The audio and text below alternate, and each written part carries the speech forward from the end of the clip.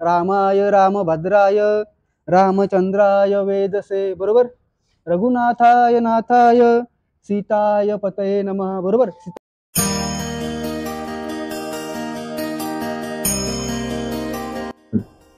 नमस्कार मंडळी, रामकृष्ण हरी. तर आज आपण एका श्लोकाबद्दल जाणून घेणार आहोत. प्रभू श्रीरामांचा हा श्लोक आहे. बरेच जणांना हा श्लोक माहीत असेल किंवा कोणाला माहीत नसेल सुद्धा. पण या श्लोकामध्ये एक अशी गंमत आहे की त्या श्लोकामध्ये प्रभू श्रीरामांची बरीच नावं आहेत. कोणी त्यांना कोणत्या नावाने हाक मारत होते, त्यांची आई, त्यांचे वडील, त्यांचे मित्र वशिष्ठ, ते गुरुसुद्धा होते, तसेच अयोध्यावासी वेगवेगळ्या नावाने त्यांना हाक मारत होते. त्यांच्या ते नावानेच हा एक श्लोक बनलेला आहे. तर हा श्लोक एकदा ऐकून घ्या. रामाय रामभद्राय रामचंद्राय वेदसे रघुनाथाय नाथाय सीताय पतये नमः. तर प्रभू श्रीरामांना यांना राम नावाने कोण हाक मारत होता? तर प्रभू श्रीरामांचे वडील राजा दशरथ हे त्यांना राम नावाने हाक मारत होते, बरोबर. राजा दशरथ हे म्हणजे त्यांचे वडील.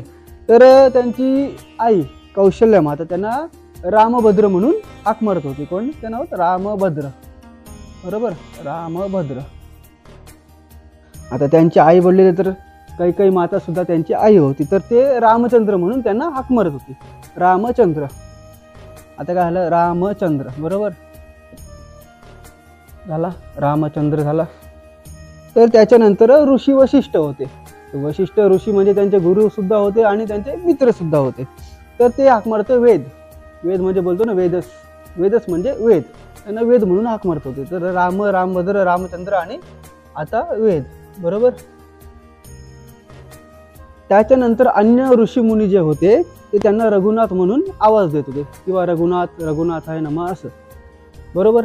रघुनाथ सुद्धा लिहितो इथं, बरोबर. तर सीता माता म्हणजे प्रभू श्रीरामांची पत्नी, त्यांना नाथ म्हणून आवाज देत होते, हाक मारायचे नाथ. का हाक मारायचे? नाथ. त्याच्यानंतर अयोध्येवासी जी प्रजा होती, तर त्यांना प्रजा होती, तर प्रभू श्रीरामांना प्रजा ही ज्यांच्या लग्नाच्या आधी त्यांना रामच म्हणायचे किंवा राम, प्रभू श्रीराम, रामचंद्र. जेव्हा त्यांचे विवाह झाला म्हणजे प्रभू श्रीरामांचं लग्न झाला आणि ते वनवासात निघून गेले किंवा लग्न झाल्यानंतर अयोध्यावासी होते ते त्यांना सीतापती म्हणून आवाज द्यायला लागले किंवा सीतापती म्हणून हाक मारायला लागले, बरोबर, सीतापती. तर आता किती नाव झाले प्रभू श्रीरामांचे? 1 2 3 4 5 6 7, बरोबर. आता राम, राम कोण आवाज देत होता? प्रभू श्रीरामांचे वडील राजा दशरथ, बरोबर. तर आता कौशल्या माता म्हणायची रामभद्र, माता कैकेयी म्हणायची रामचंद्र, ऋषी वशिष्ठ होते ते म्हणायचे वेद, बरोबर.